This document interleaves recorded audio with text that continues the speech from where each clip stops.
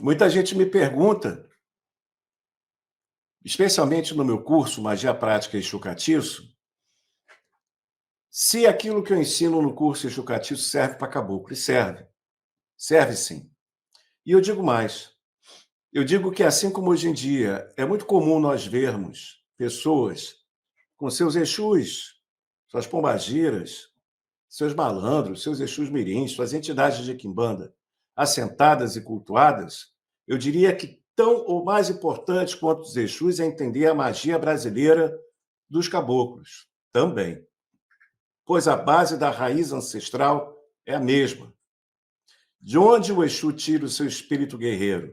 Da ancestralidade mamaé dos índios, da ancestralidade banto dos negros, da mesma fonte de guerreiros aonde puxa a raiz ancestral de todos os caboclos, da espiritualidade e da cultura do nosso país.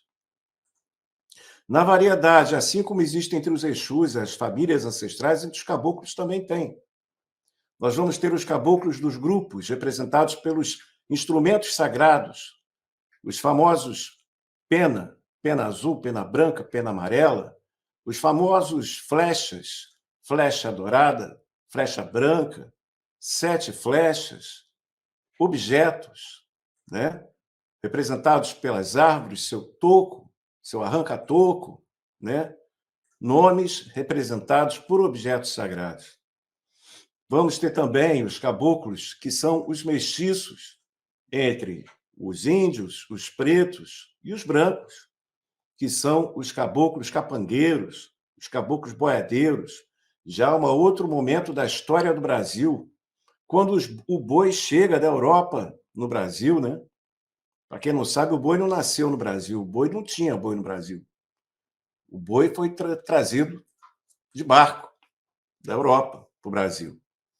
E começa-se, então, a criação de boi e os mestiços, filhos e netos de brancos, de pretos e de índios, já mestiços, criam os caminhos rurais para a levada dos bois, caminhos esses que já existiam há mais de 6.000 anos, que os povos indígenas fizeram no Brasil. Essa história, que parece história de escola, parece história que deve ser ensinada no livro, e deve ser mesmo, ela é a base espiritual do que você pode entender como espiritualidade de índio, como espiritualidade de caboclo no Brasil.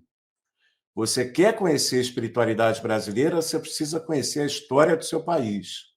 Você precisa conhecer a história, a tragédia e a glória do seu povo e dos povos que formaram o seu povo. Se você não conhece isso, fica faltando um pedaço importante da prática espiritual da sua própria ancestralidade. Portanto, no momento em que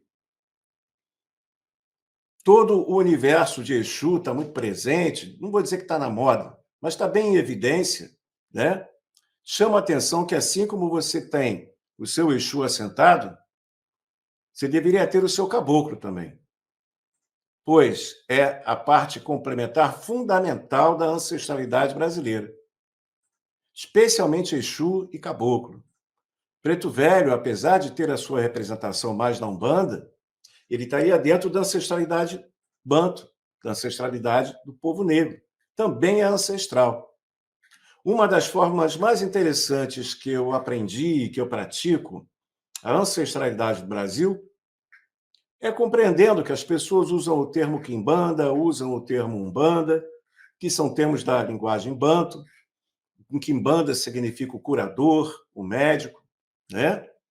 Na realidade, são ancestrais da história do Brasil, representando não apenas aquela famosa tríade branco, preto, índio, porque o Brasil é muito mais complexo que isso, tá? Tem até um famoso samba, né, que fala isso, a história das 3 raças.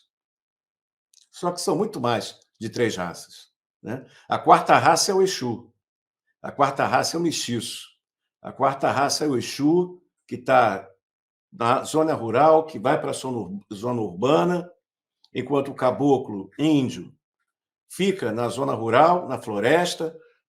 Nós temos o caboclo mestiço, o boiadeiro, o capangueiro, que é o caboclo já que faz a ponte entre a zona rural e a zona urbana, assim como nós vamos ter os caboclos baianos e jagandeiros, relacionados ao povo negro, descendentes mais ligados às zonas da beira-mar. Todas essas zonas de axé, beira-mar, floresta, estrada, mata, cidade, são campos santos.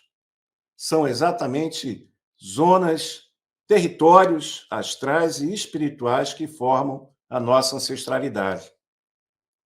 Por isso que, assim como a gente vê Pombagira da praia, Exu do mar, a gente também vê o Caboclo da praia.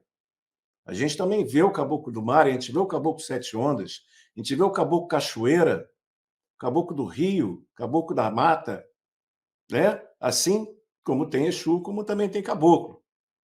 Por um momento, eu convido a todos a esquecerem os rótulos, Quimbanda e Umbanda, e pensarem como entidades ancestrais da sua cultura, da nossa cultura e do nosso povo. Ah, eu gostaria de fazer uma oferenda para o meu caboclo, né? Muito bem, qual o nome do seu caboclo? Meu caboclo é o seu Pena Branca, Caboclo Pena Branca. Muito bem. Qual é uma boa oferenda para o seu caboclo Pena Branca? Ora, uma oferenda de milho branco com penas brancas. Simples assim, né? Com folha. E que folha é a folha principal dos caboclos? Existe uma folha que pode representar toda a ancestralidade dos caboclos, seja eles que tipo de caboclo for, índio, mestiço, da praia, né, da beira-mar, preto, branco, mestiço. Tem a folha que vem da pré-história, a folha mais antiga, que é a samambaia. Exatamente, que alguns chamam de sabambaia, né? E a gente fala no popular samambaia. A folha da samambaia é uma folha que é da pré-história, da época dos dinossauros. Por isso, representa exatamente a folha ancestral de toda a espiritualidade ancestral brasileira e cai muito bem para os caboclos. Assim como tem aquela cantiga, né? Vestimenta de caboclo é samambaia.